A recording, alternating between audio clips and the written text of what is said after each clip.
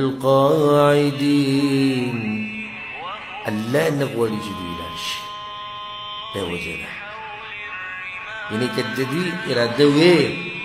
پخوا دوی به د مخکې نه تیاری هم کړی وی تلې به روان شوی به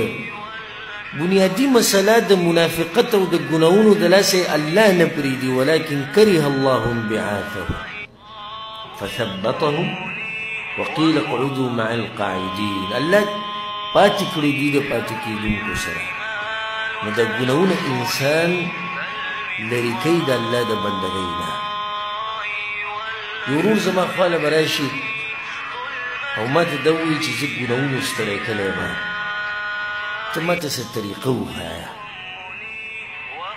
جواب ډېر اوږد جواب دی خو زه به ته مختصر بیانوم زه یم بلکل دا سوال کول پکار دی چې زه ګناهونو ستړی کړی وه دا ستا د رب په تا باندې حق دی چې ته دا تپوس وکړې ځکه چې دا ګناهونه د الله نافرماني ده او د الله حق په موږ دا دی چې موږ به د هغې نافرماني نه کوو نو ته اوس د دې بیمارۍ علاج پسې ګرځې د الله حق دی په تا باندې دا تپوس به کوې ستا د دې نفس هم په تا باندې دا حق دی چې ته دا د داسې کارونو نه بچ کړې دا بدن او دا نفس چې د هغې د لاسه دا جهنم ته ځي دغه کارونو نه بچ کول دا ستا د بدن په تا باندې حق دی موږ وایو پکار دی چې ته وجاړې پکار دی چې ته ویرېږې د الله د یرې نه پکار دی چې ته پښیمانه شي د الله نه حیا چې ولې زه په دې ګناهونو کې پروت یم څنګه به زه له دې ګناهونو نه وځم خو شیطان ډېر زیات حریص دی او حرصمند دی غواړي چې ته په دقه توره پاڼه کې پاتې شي د ماضي په دې تورو پاڼو کې او نه غواړي چې ته د دې تورو پاڼو نه وځې سپینو پاڼو ته نو څه به کوي همیشه شیطان به تا ته دقه وایي الله تا بخي ستا په شان سړی الله بخي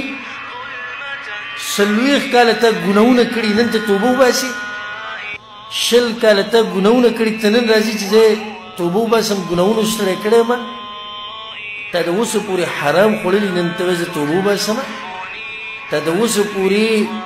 منځونه نه دي کړي نن ته وایې زه الله ته واپس کېږم ستا د اوسه پورې عقیده د شرک د بدعاتو د خرافاتو وه نن ته وایې چې زه صحیح عقیدې ته وړم په دې کې به تا واچې نو هغه را روان چې کوم وخت یې هغه لږ ډېر خو تېر شوی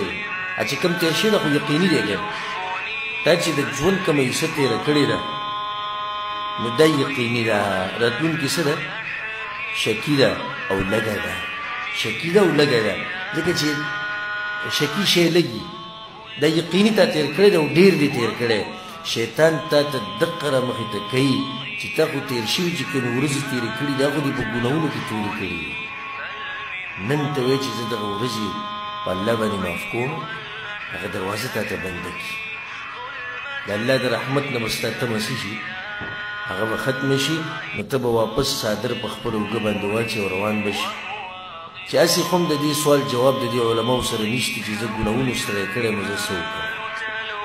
هلته دې شیطان وي چې د دې جواب نه میلوي بس اوس چې ستا څه طریقه ده څه ژوند د هغه شانې تېروه زه تاسو ته دا وایم چې دا د شیطان خالص دوکه ده چېرته په دې کې را نه شي ای تپوس کوونکیه چې زه ګناهونو ستړی کړی یم الله ته واپس کېدی شم او که نه تا ته وایم چې د شیطان په دې خبرو کې چېرته را نه شي واوره دا حدیث د انس بن مالک رضی الله عنه په سنن ترمذي کې دی رسول صلی الله علیه وسلم وی الله وی الله وی یعنی دا حدیث قدسی دی یا ابن آدم ای د آدم بچیه دې ته غوږ کېږده او سم به خوشحاله شي هر هغه رور ته چې د الله په نافرمانۍ کې واقع شوی دی او هر هغه خور ته واوره دا حدیث زړه به دې د خوشحالۍ نه ټوپونه ووایي یا ابن آدم ای د آدم بچیه انک ما دعوتنی ورجوتنی څو پورې چې ته زما نه امیدونه ساتې او څو پورې چې ته زما نه دعاګانې غواړې غفرت لك على ما كان منك ولا أبالي الله وی زه به درته دا ټول ګناهونه وبخم او هېڅ پروا مې نشته چې ګناهونه ډېر دي او که لږ دي رب العالمین وایي ښه خو په دې چې ته به دعاګانې غواړې او امیدونه به ساتې صرف دا نه غوږ کېدی دې حدیث ته دا یو حدیث چې نن تاسو سره وي تاسو ځان سره کور ته ویسئ که نه د سرو زرو د سپینو زرو خزانه څه شی دی یا ابن آدم ای د آدم بچیه لو بلغت ذنوبك عنان السماء که چېرته ستا دا ګناهونه اسمان ته ورسي د ځمکې نه د ځمکې نه څه ته ورسېږي اسمان ته دا هر څه په منځ کې ډک شوي دي ستا د ګناهونو د لاسه ثم استغفرتني بیا دې لاس اوچت کړو یا الله ما وبخه عجزي دې وکړه الله ته بخانه دې وغوښته رب العالمین څه وایي غفرت لك منك غفرت لك ولا أبالي یا غفرت لك على ما كان منك ولا أبالي الله وایي دغه ټول ګناهونه به درته وبخم او هېڅ پروا مې نشته چې ډېر دي او که لږ دي کوم ګناهونه چې هغه څه ته رسېدلي دي ما سره وګوره ویې خو شي جواب به راکوئ کوم چې ته رسېدلي اسمان ته رسېدلي دا ګناهونه اسمان ته رسېدلي ګناهونه الله تعالی بخي هسې درې نه بخي په شرط د دې چې ته ورته واپس شي بیا دې ته غوږ کېږه یا ابن آدم ای د آدم بچیه لو اتیتني بقراب الارض خطایا دومره ګناهونه ته په ما پسې راوړې لکه دا ځمکه چې پوره ډکه شي د ګناهونو نه په دې اولني کې څه وویل ګناهونه رسېدلي دي چېرته اسمان ته اوس ګناهونو ډکه کړې ده ټوله ځمکه ثم لقيتني لا تشرك بي شيئا او په دې حال کې ما سره ملو شو د قیامت په ورځ چې ما سره د شریک نه جوړ کړی په بندګۍ کې لاتيتك بقرابها مغفره نو زه به دلم د دغې ځمکې په اندازه باندې بخانه درکړم او ګناهونه به د ټول څه کړم هغه به درته وبخم بل یو حدیث ته وایم او غوږ ورته کېدی ابو موسی الاشعري رضی الله عنه وایي صحيح مسلم كده حديث الرسول صلى الله عليه وسلم إن الله عز وجل يبسط يده بالليل ليتوب مسيء النهار ويبسط يده بالنهار ليتوب مسيء الليل حتى تطلع الشمس من مغربها الله د شپې خپل لاس وغځوي د دې دپاره چې توبه وباسي هغه انسان چې ګناهونه یې کړي د ورځې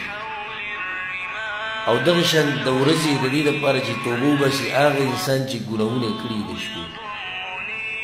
ښه دا ترتیب د کله پورې روان دی وایي چې څو پورې نور د مغرب نه نه راختلی یو حدیث کې دا هم راځي امام احمد امام ترمذي راوړی ان الله يقبل توبة العبد ما لم يغرغر الله د یو بنده توبه د هغه وخته پورې قبلوي چې څو پورې دا روح مرۍ ته نه راغلي د هغه وخته پورې توبه قبلېږي وروره او ای ورور د شیطان په دې جال کې را نه شي چې ګناهونه زما ډېر دي ښه نو ګناهونه دې ډېر دي نو ځان تباه کې به کې ښه یو سړي یو صحابي د رسول صلی الله علیه وسلم په زمانه کې اسلام قبول کو چې څنګه اسلام قبول کو جهاد لاله او په هغه جهاد کې شهید شو رسول صلی الله علیه وسلم جنت ته لاړ او یو مونځ او یو سجدې الله ته نه ورغلی واپس خو شو کنه که دې نه واپس شوی الله ته مړ کېدو خو دې مړ کېدو په لږ ساعت کې مړ کېدو خو دې مړ کېدو خو څه جواب یې ورکوه الله له زما او ستا د ماضي پاڼې تورې شوي دي په ګناهونو باندې نو پرېږدو دغه شان او د مرګ خو څه پته نه لګي کېدی شي منټ بعد ما او تا نه یو کېدی شي سبا نه یو او د مرګ خو موږ پرېږدي نه دا خو راپسې هر ځای ته روان دي أينما تكونوا يدرككم الموت ولو كنتم في بروج مشيدة هر ځای کې چې دا مرګ به درپسې تېر شي په مضبوطو قلاګانو کې الله وایي پټ شئ که نه